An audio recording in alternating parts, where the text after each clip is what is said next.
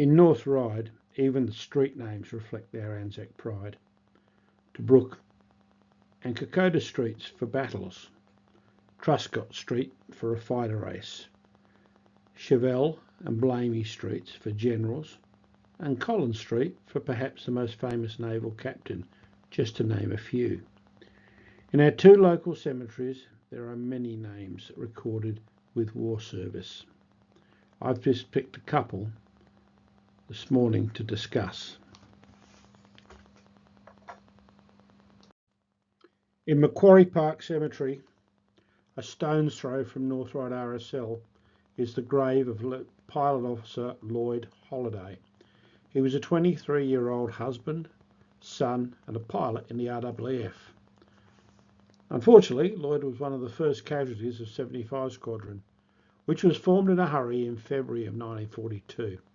Australia was under real threat at that time. Singapore had just fallen. 4 days later, Darwin was bombed, and in early March, Port Moresby in New Guinea was under fairly constant air attack. Lloyd had finished his flying training in January and had flown the sturdy but slow Wirraway aircraft. In late February, he joined 27 other pilots who formed the flying component of 75 Squadron, equipped with a high-performance fighter known as the Kitty Hawk. Only a few of the pilots had flown high-performance aircraft before, and the Kitty Hawk in particular, and this was very much a different aircraft to the Wirraway trainer. Lloyd had only flown a few hours in the Kitty Hawk around Sydney, and on March the 7th, the aircraft were ordered to fly from Sydney to Townsville. Most of the pilots had little experience on the aircraft, and as a consequence, only 15 of the 18 aircraft arrived in Townsville. Lloyd and one other pilot, James Norton, crashed near Kempsey. They were killed when they flew too low, forced down by a low cloud. A more experienced pilot had flown through the clouds, but they had no radios in the plane, so he could not guide them to safety. James is buried in Queanbeyan, and Lloyd, as a local, was buried in Macquarie Park Cemetery. Tom Blanks lies in an unmarked grave in the Catholic section of the Macquarie Park Cemetery. He had quite a checkered career. Joining as a boy seaman, he served a short time in HMAS Australia. However, after 14 days in cells, he was discharged, service is no longer required. Clearly, he wasn't worth the effort. In January of 1916, he enlisted in the AIF. Before he reached the UK, however, he was hospitalised and spent 6 months in and out of hospital, mostly with VD. He served in France with the 56th Battalion and continued to bend the rules and spend much of his time on punishment for drunkenness and other misdemeanours, or being treated for VD. I'm not sure whether he had one serious infection or he picked the wrong partners too often. Despite his ongoing discipline issues, he did finish the war at the front. While in England waiting for transport to Australia, he was charged 5 more times, once again drunk and disorderly and other similar type crimes. He seemed he was not a good depot soldier, but seemed much better in the field.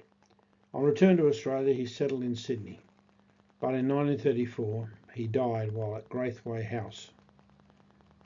This was probably most likely from the impact of the VD. Graithway House had been the home of Mr. Thomas Dibbs, and he gave his home and made it available for the use as a hospital for the injured soldiers.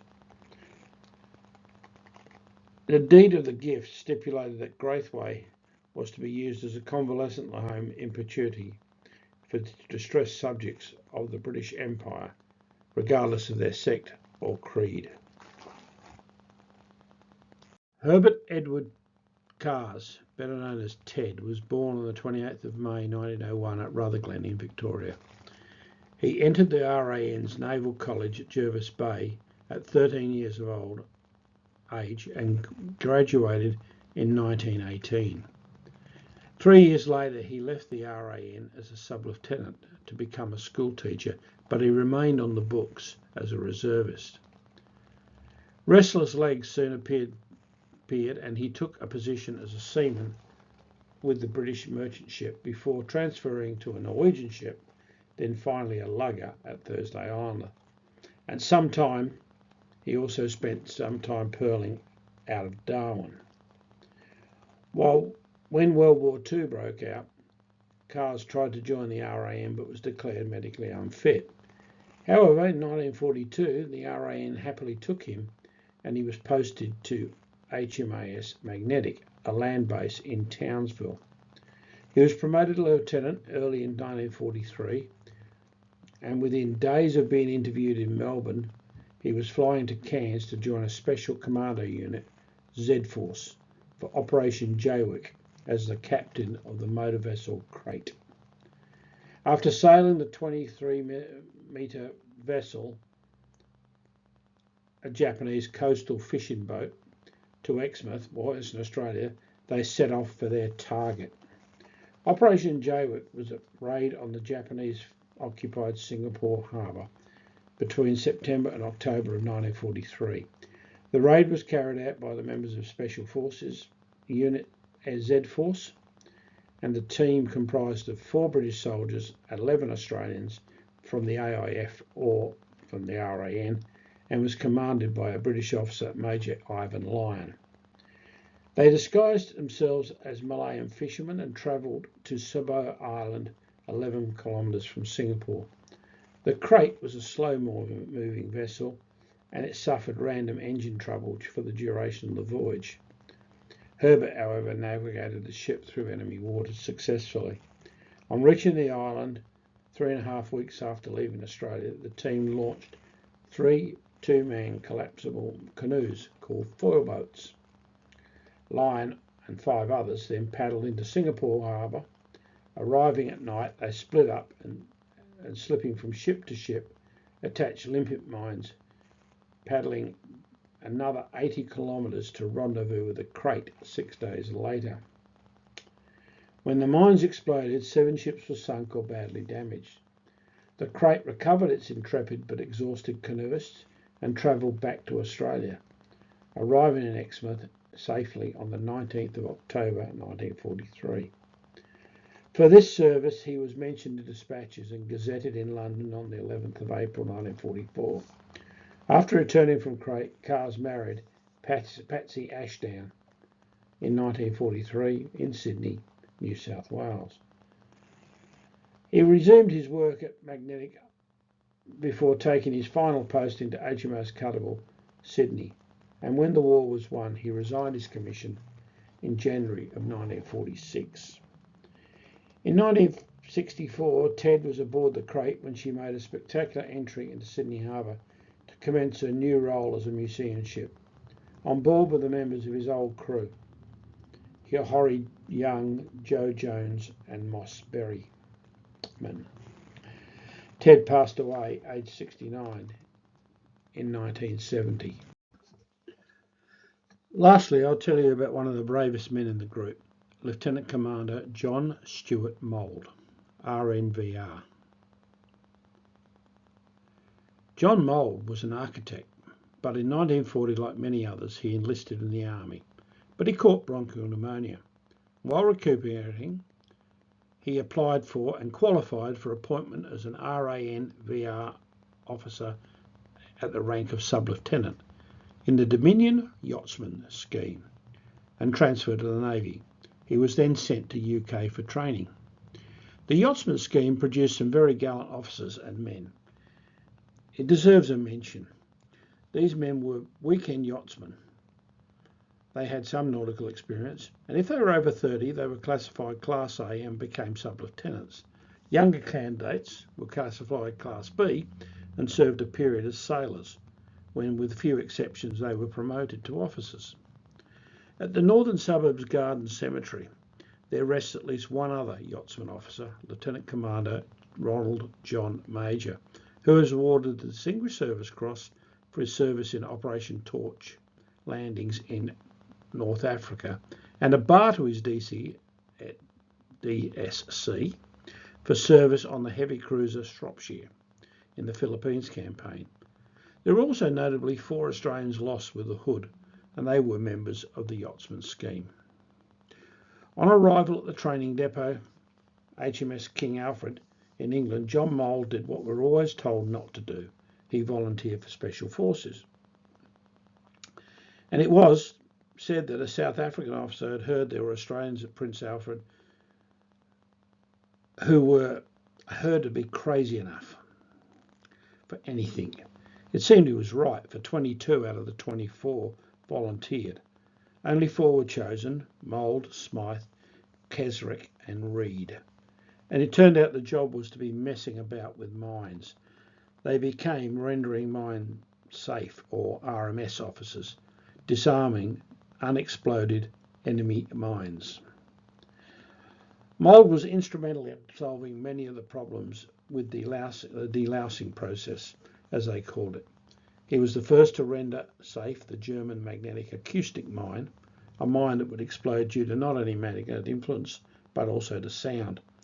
He was taught to dive following the death of the only other officer qualified for underwater operations, and while attempting to delouse a mine. He was to become the lead RMS officer for underwater operations.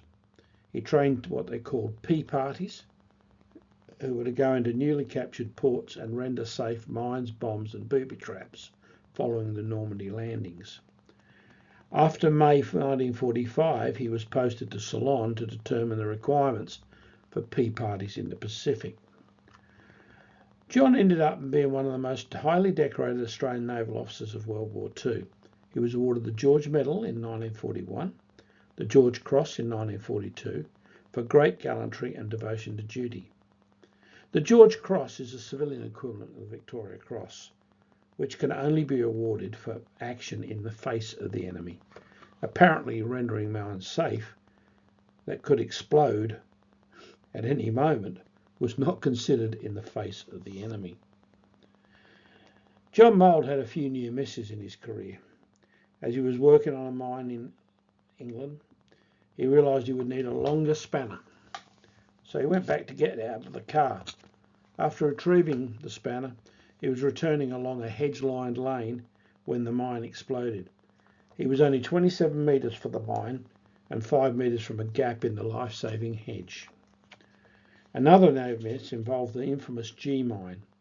One of the more ingenious inventions of the Germans was this G mine. It contained several secret devices and fiendish booby traps to ensure that the secrets were not discovered.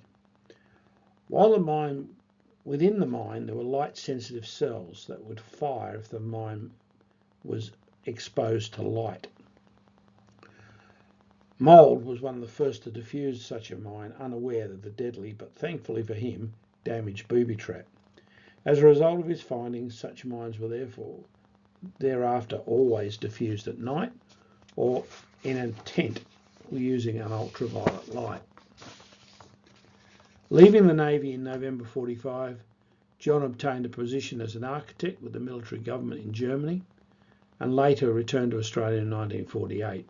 He was to become the chief architect of the Housing Commission of New South Wales, and he's responsible for the Greenway building, which stands on the east of the northern end of the Harbour Bridge, and many other Housing Commission buildings and estates. John Mould died on August the 9th, 1957, aged 47, and he rests at the Northern Suburbs Memorial Garden.